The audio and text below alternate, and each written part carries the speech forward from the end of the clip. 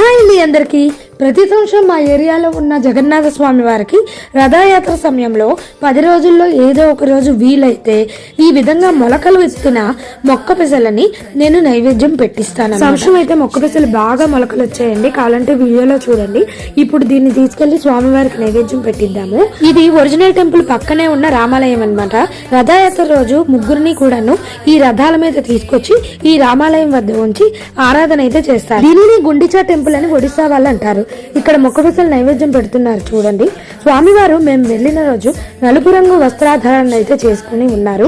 ఎంత కలగా ఉన్నారో స్వామివారు చూడండి. స్వామివారి ప్రసాదం మనం కొంచెం తీసుకొని మిగిలింది నలుగురికి పంచితే మంచిది అని పెద్దవాళ్ళు చెప్తూ ఉంటారు. అందుకే మా అబ్బాయి చేత ఈ నైవేద్యం అందరికి పంచబెట్టించామన్నమాట. పిల్లలకి మన ట్రెడిషన్ తెలియాలని మా అబ్బాయితో అయితే చేయించాం. ఇక్కడ వాలంటీర్స్ ప్రసాదం పంచుతుంటే ఆ ప్రసాదం పళ్ళల్లో మిగిలినవి అయితే వేసాం. వచ్చిన వాళ్ళందరికీ ఇవ్వమని.